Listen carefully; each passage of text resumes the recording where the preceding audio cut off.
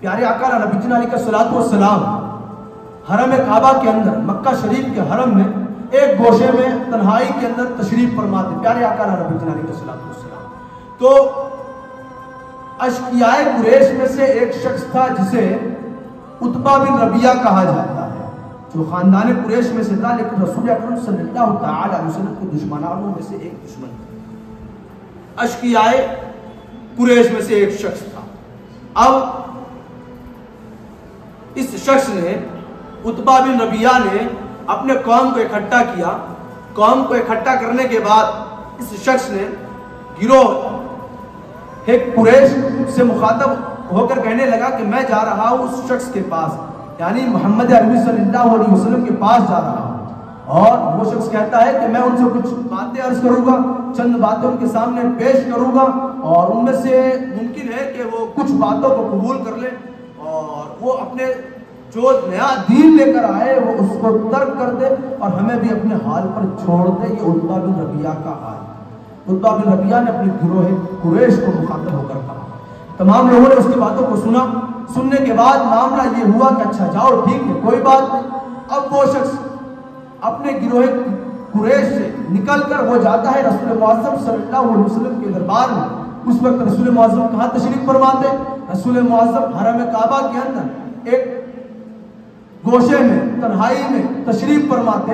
وہ شخص عتبہ بن ربیعہ آپ کے پاس آ کر بیٹھتا ہے. آ کر بیٹھنے کے بعد وہ شخص آپ سے بات چیت میں مشغول ہو جاتا ہے، بات چیت کرنے لگتا ہے. باتوں باتوں میں وہ رسول معظم صلی اللہ علیہ وسلم سے کہتا ہے کہ آپ اپنا یہ نیا دین محمد صلی اللہ علیہ وسلم ترک کر دے اور اس کے بدلے آپ جو بھی مال و دولت ہم سے چاہو گے وہ ہم تمہیں عطا کریں گے. شرط یہ ہے کہ تم اپنے دین کو ترک کر دو تو ہم تمہیں جو تم مانگو گے وہ تمہارے سامنے حاضر کر دیں گے. اس نے یہ ڈیمانڈ نہیں رکھی. اب یہ کوئی دین باطل تو تھا نہیں جو پیسوں کے عوض بک جاتا. رسول معظم صلی اللہ تعالی علیہ وسلم وہاں پر حاضر تھے.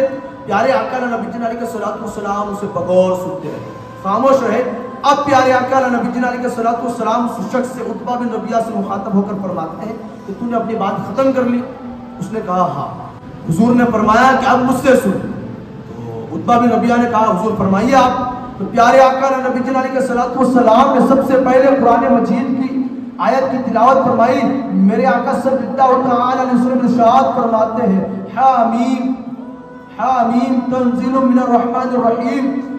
پیارے آقا نے قرآن مجید کی اس آیت کریمہ کی تلاوت فرمائی اور پیارے آقا نبی جی علیہ الصلوۃ والسلام ارشاد فرماتے ہیں حامیم تنزیل من الرحمن الرحیم کہ یہ اتارا ہوا بڑے رحم والے مہربان کا ہے. کتاب فصلت آیاتہ قرآنا عربیا لقوم یعلمون بشیرا ونذیرا. ایک کتاب ہے جو مفصل فرمائی گئی. میرے آقا ارشاد فرماتے ہیں کہ ایک کتاب ہے کتاب فصلت، ایک کتاب ہے جو مفصل فرمائی گئی اور عربی قرآن عقل مندوں کے لیے خوشخبری سناتا اور ڈر دیتا ہے.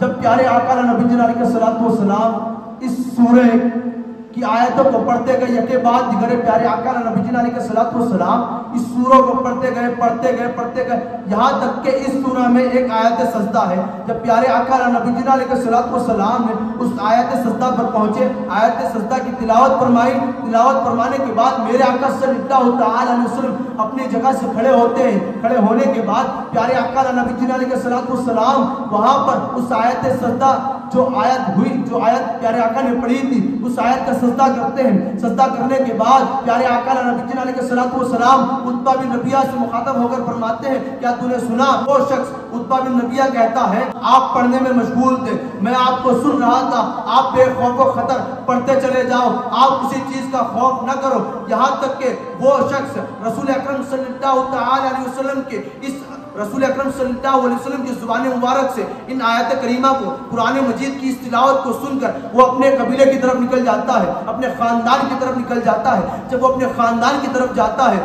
تو خاندان والے نے، خاندان قریش والوں نے اس کا چہرہ دیکھا اور دیکھ کر دور ہی سے اندازہ لگا لیا کہ عتبہ شخص اس کا منہ اترا ہوا ہے، ضرور کوئی بات ہوئی ہے. جب وہ شخص عتبہ بن ربیعہ خاندان قریش کے پاس آتا ہے, آنے کے بعد معاملہ یہ ہوتا ہے کہ وہ شخص جب اپنے خاندان کے پاس آتا ہے, آنے کے بعد وہ خوف زدہ تھا, بیٹھ گیا. بیٹھنے کے بعد وہ شخص کہنے لگا کہ آج میں نے وہ کلام سنا ہے جو کلام میں نے زندگی بھر کبھی نہیں سنا تھا.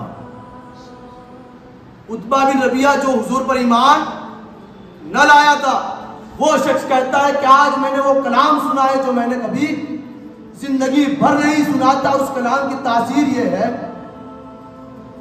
کہ نہ وہ کلام جادو پر مشتمل ہے, نہ وہ کہانیوں پر مشتمل ہے, نہ وہ من گھڑت باتوں پر مشتمل ہے, بلکہ وہ حقیقی باتوں پر مشتمل ہے. عتبہ بن ربیعہ اپنے خاندان والوں سے جا کر کہتا ہے کہ کوئی من گھڑت باتیں نہیں ہیں اس میں, کوئی کہاوتیں اس میں منقول نہیں ہے, کوئی جادو ٹونے کا ذکر اس میں نہیں ہے, بلکہ عتبہ بن ربیعہ کہتا ہے کہ یہ وہ کلام ہے جو حقیقت پر مبنی ہے. آگے وہ کہتا ہے کہ تم انہیں اپنے ہاتھ پر چھوڑ دو.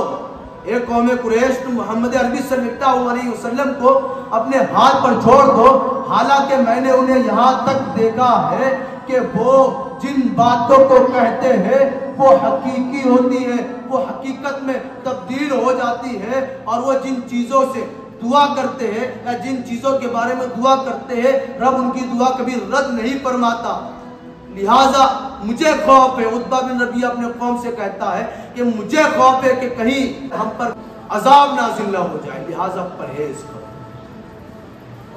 اپنے تو اپنوں لیکن غیروں نے بھی اس بات کو تسلیم کیا ہے کہ رسول معظم صلی اللہ علیہ وسلم پر جو قرآن نازل ہوا, جو قرآن حکیم نازل ہوا, وہ کیا تھا؟ حقیقت پر مبنی تھا, حقیقت پر مبنی تھا. اسی لیے تو آج تک قرآن مجید ویسا کہ ویسا, اور صبح قیامت تک ویسا کہ ویسا رہے.